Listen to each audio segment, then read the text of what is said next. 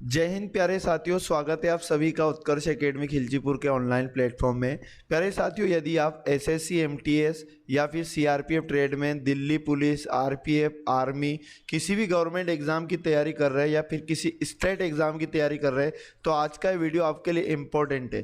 प्यारे साथियों, याद रखिएगा, इस वीडियो में हम लोग रीजनिंग के अति महत्वपूर्ण क्वेश्चन जो एग्जाम में बार बार पूछे गए हैं या फिर पूछे जा सकते हैं, प्रीवियस ईयर क्वेश्चन डिस्कस करने वाले हैं। ध्यानपूर्वक सारे क्वेश्चन को देखना है और नए नए कंसेप्ट आपको यहाँ पर देखने को मिलेंगे। आज का पहला क्वेश्चन आपके सामने ये रहा, वह विकल्प चुने जो तीसरी संख्या से उसी प्रकार संबंधित हैं जिस प्रकार दूसरी संख्या से पहली संख्या संबंधित है।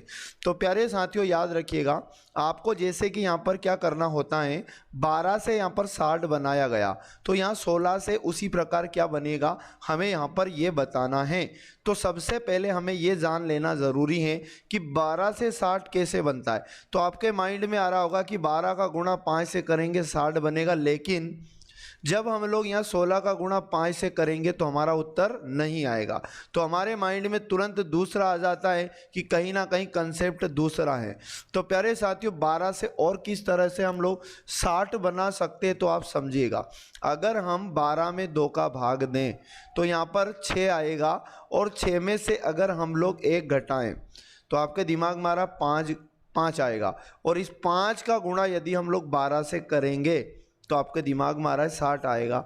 लेकिन सबसे पहले 12 में हमने यहाँ पर 2 का भाग लगाया था, और याद रखना एग्जाम का प्रीवियस ईयर क्वेश्चन है। तो इसी प्रकार 16 में यदि हम 2 का भाग लगाएं, ठीक है, तो हमारे पास आएगा 8, और 8 में से अगर हम इसी प्रकार 1 घटाएं तो हमारे पास बनेगा 7। और यदि हम लोग अब 16 का गुणा 7 से करेंगे तो 16 गुणा 7 करने पर 16 साथी 112 हमारा आंसर आ जाएगा, जो हमें ऑप्शन में भी दिखाई दे रहा है। ऑप्शन नंबर डी इसका सही जवाब हो जाता है। तो प्यारे साथियों, आगे बढ़ जाते हैं नेक्स्ट क्वेश्चन पर। आईएमपी लगाइएगा, हर एक क्वेश्चन आपके लिए लाजवाब है। गणितीय चिन्हों का वह सही संयोजन चुने जिसे क्रमिक रूप से स्टार चिन्हों के स्थान पर रखने से समीकरण संतुलित हो जाएगा।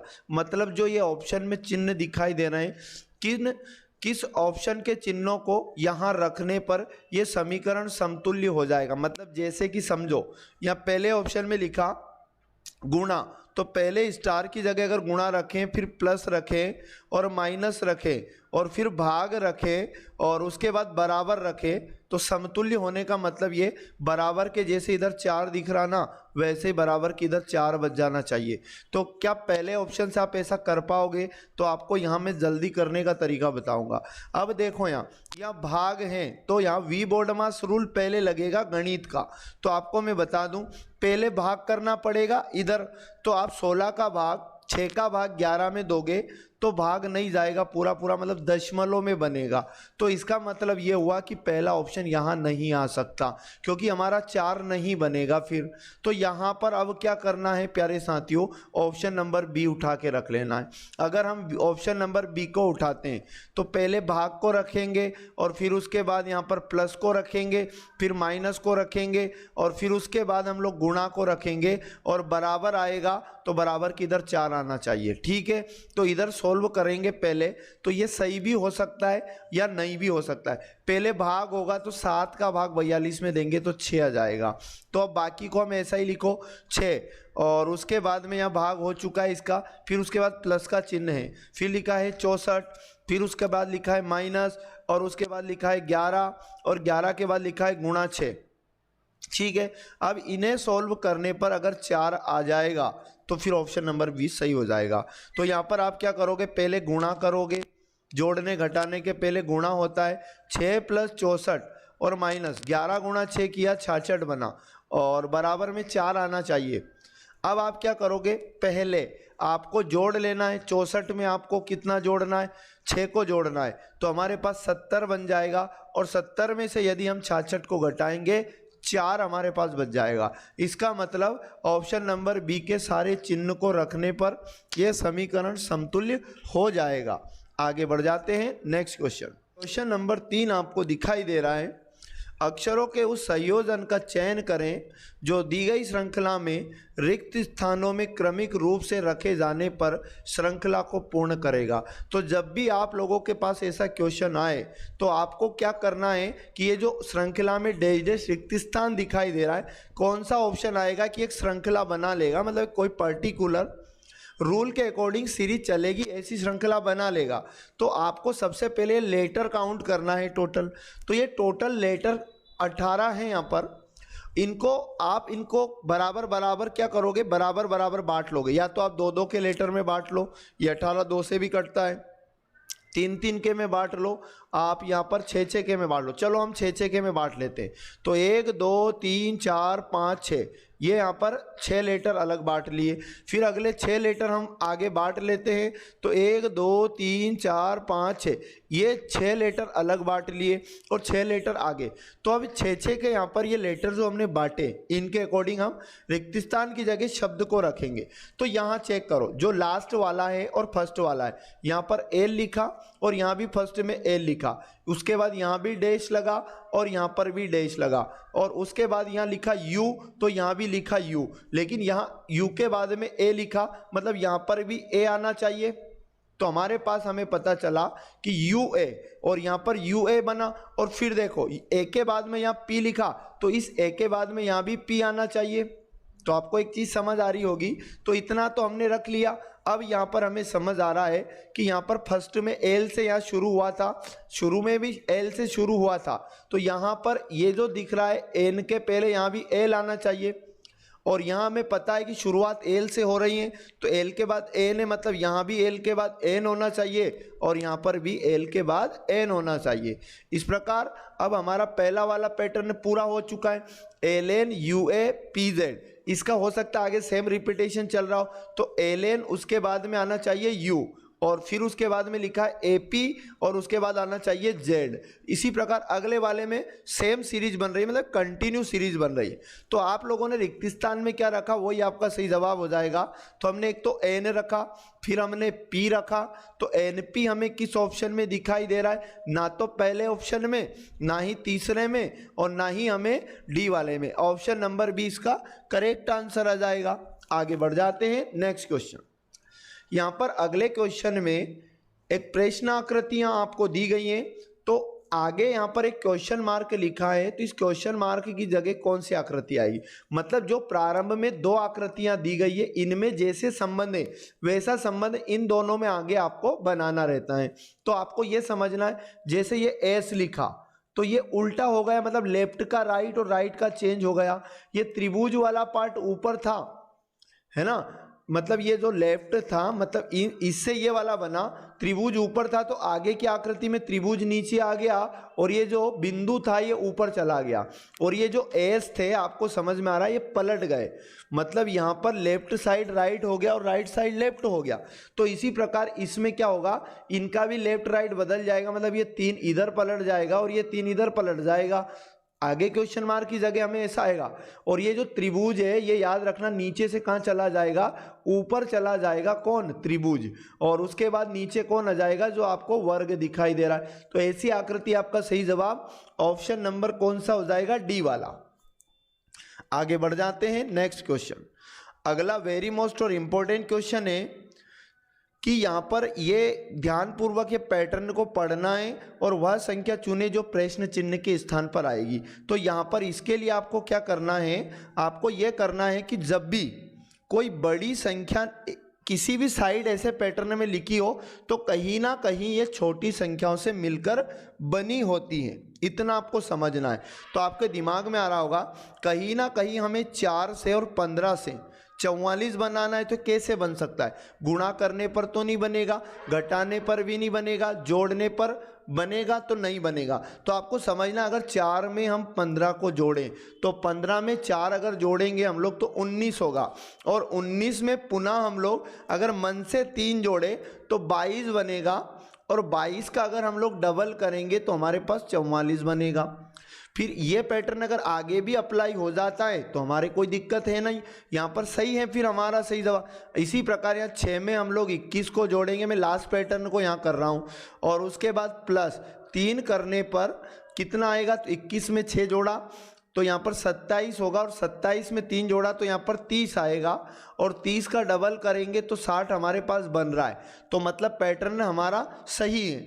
तो इसी प्रकार अपन क्या करेंगे, 7 में ऐसा क्या जोड़े क्वेश्चन मार्क वाला, फिर उसमें 3 जोड़ेंगे, और याद रखना जो आएगा उसका गुणा हमें 2 से करना है। तो प्यारे साथियों अब एक काम करो, यहाँ पर देखो आपके दिमाग में आ रहा होगा यहाँ पर कि 68 आना चाहिए यहाँ गुणा 2 करने पर, तो 68 किसका डबल होता है हम जानते, जैसे 30 का डबल 60 हुआ था, तो 68 किसका डबल हो जाएगा, तो यहाँ पर कितने का हो जाएगा, 34 का डबल हो जाएगा। बट यहाँ पर 7 में समझना, 7 में हम लोग यहाँ पर 3 को जोड़ा 10, और 10 में अब इतना जोड़ें कि हमारे पास 34 बने, तो आपके दिमाग में आ रहा होगा यहाँ पर 24 हम लोग अगर जोड़ेंगे तो 24 और 10 34 हो जाएगा, तो ऑप्शन नंबर ए हमारा करेक्ट आंसर हो जाएगा।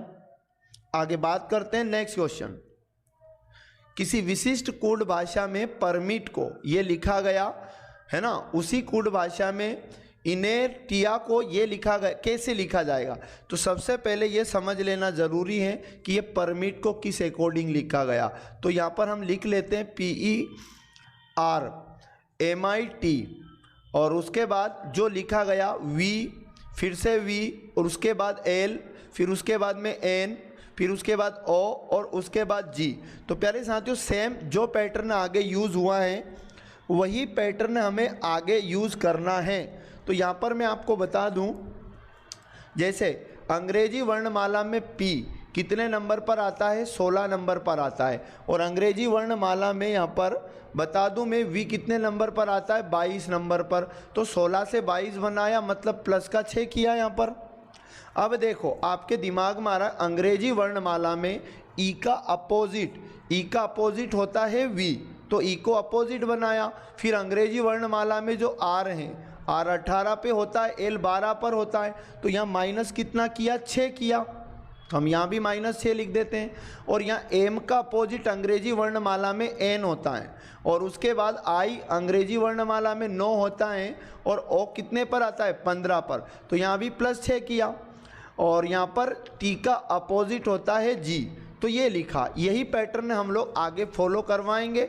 अगर राइट आंसर आ जाता है हमारा, तो हमारा पैटर्न बिल्कुल सही है। INE, उसके बाद लिखा RT, उसके बाद IA। यह पैटर्न सबसे पहले क्या करेंगे हम लोग, 6 प्लस करेंगे। I अंग्रेजी वर्णमाला में 9 पर होता है, और 9 में 6 जोड़ा तो 15वां शब्द यहाँ पर आएगा O, और O हमें पहले ऑप्शन में नहीं दिख रहा, C में नहीं दिख रहा, B और D में से कोई भी एक हमारा ऑप्शन सही हो सकता है। अब देखो अपने को अगला अपोजिट लिखना है। N का अपोजिट अंग्रेजी वर्णमाला में होता है M होता है, तो OM हमारा ऑप्शन नंबर B में हमें दिखाई दे रहा। बाकी आगे भी आप फॉलो करवाएंगे तो आपका सही जवाब आ जाएगा। बिल्कुल अभी इसका राइट आंसर B वाला ऑप्शन हो जाएगा, और D गलत हो जाएगा। तो अगला क्वेश्चन अगर बात करें नेक्स्ट, नीचे 4 वर्ण समूह दिए गए हैं जिनमें से 3 किसी संदर्भ में एक समान हैं और उनमें से एक असंगत है। उस असंगत वर्ण समूह का चयन करना है। तो होता क्या है, मतलब ये 4 ऑप्शन में 3 ऑप्शन एक जैसे हैं और एक ऑप्शन हमारा क्या है, गलत है, तो हमें उस ऑप्शन का चयन करना। देखो जैसे अंग्रेजी वर्णमाला में C 3 नंबर पर आता है, Y कितने पर आता है, 25 पर, और U 21 पे आता है, और Q 17 नंबर पर आता है। तो इसने क्या करा कि 3 को 25 लिखा, मतलब माइनस किया, और 3 में से कितना माइनस किया कि 25, तो अपन पीछे जाते हैं, Z बनता है, Z से फिर Y आते हैं, तो 3 में से याद रखना 4 को माइनस इसने किया। आगे यदि बात करें 25 को 21 लिखा इसने, मतलब यहाँ भी माइनस का 4 किया, और 21 को 17 लिखा, मतलब -4। सब दूर सेम संख्या माइनस हो रही है। ऑप्शन नंबर बी को चेक करें। N अंग्रेजी वर्णमाला में 4 पे आता है, J 10 नंबर पर आता है, और F 6 नंबर पर आता है, और A 1 नंबर पर आता है। 14 को 10 लिखा, मतलब यहाँ माइनस का 4 किया, और 10 को 6 लिखा, मतलब -4 किया।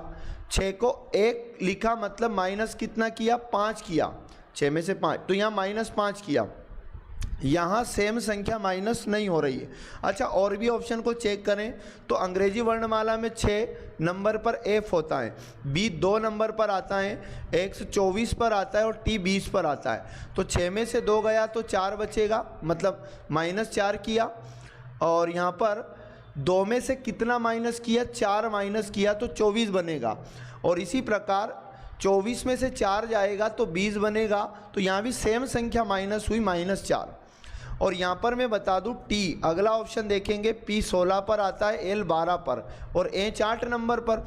तो 20 को 16 लिखा मतलब माइनस का कितना किया, 4, और यहाँ पर कितना -4 और फिर से -4। तो सब दूर सेम -4 हो रहा है, सिवाय ऑप्शन नंबर बी को छोड़ के, क्योंकि ऑप्शन नंबर बी का जो लास्ट पैटर्न था इसमें -5 हुआ था, इसलिए बी इसका राइट आंसर हो जाएगा। अगला क्वेश्चन आपको दिया, किसी विशिष्ट कोड भाषा में अराउंड को ये संख्या लिखा और फिक्स को ये संख्या लिखा, तो उस कोड भाषा में बताओ प्लास्टिक को क्या। तो हमें समझना पड़ेगा कि पीछे किस अकॉर्डिंग लिखा गया।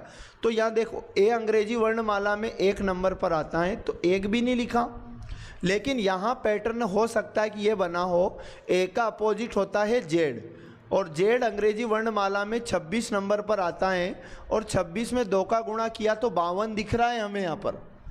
इसी प्रकार आर अंग्रेजी वर्णमाला में 18 पर होता है तो 18 ही लिखा। तो भाई इसमें ऐसा क्या चल रहा है कि ए का तो अपोजिट लिखा और आर को डायरेक्ट लिख दिया। तो इससे हमें यह समझ में आया कि इन शब्दों में जो स्वर हैं उनका तो अपोजिट किया और उसका डबल किया, और जो व्यंजन है डायरेक्ट उनका अंग्रेजी वर्णमाला का क्रम यहाँ पर लिख दिया गया। तो इसी प्रकार यहाँ जैसे ओ स्वर हैं तो ओ का अपोजिट होता है एल, और एल अंग्रेजी वर्णमाला में 12 नंबर पर आता है तो 12 का डबल कितना लिखा, 24 लिखा। तो स्वरों का तो क्या किया, अपोजिट करके डबल किया, और व्यंजन का डायरेक्ट ऑर्डर लिखा। यू के अपोजिट होता है अंग्रेजी, यू स्वर है और यू के अपोजिट अंग्रेजी वर्णमाला में एफ होता है, एफ का डबल, एफ 6 नंबर पर आता है और 6 का डबल कितना हो जाएगा, 12 यहाँ पर लिखा। तो हमें यह पैटर्न आगे भी फॉलो करवाना है, मतलब स्वरों का तो अपोजिट करके डबल किया और व्यंजन जितने भी हैं सीधा उनका अपोजिट लिखा। तो यहाँ पर देखो अंग्रेजी वर्णमाला में पी व्यंजन है तो व्यंजन का क्रम लिखेंगे 16 नंबर, और 16 सभी ऑप्शन में दिया सिवाय सी को छोड़कर।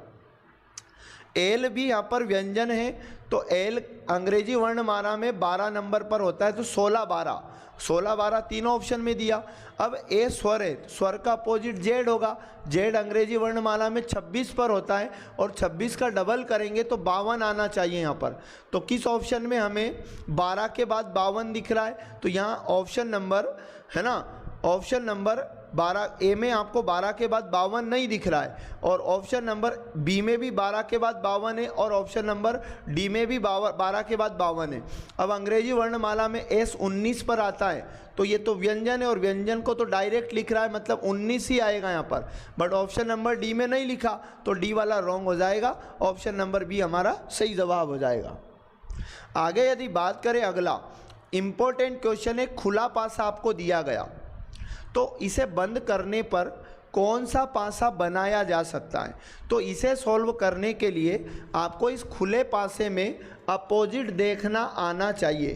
तो मैं आपको बता दूं, हर तीसरी सतह किधर से भी काउंट करने पर खुले पासे में एक दूसरे के अपोजिट होता है। जैसे ये पहली सतह है, इधर दूसरा है और इधर तीसरा, तो एक सतह छोड़ के मतलब पहली सतह के अपोजिट तीसरी अपोजिट होती है। तो यहाँ पर आपको समझ में आया कि बी का अपोजिट यहाँ पर सी है।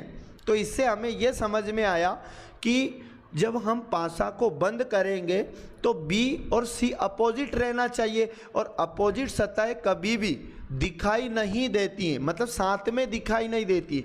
जहाँ बी दिखाई देगा वहाँ सी दिखाई नहीं देगा, और जहाँ सी दिखाई देगा वहाँ पर बी दिखाई नहीं देगा।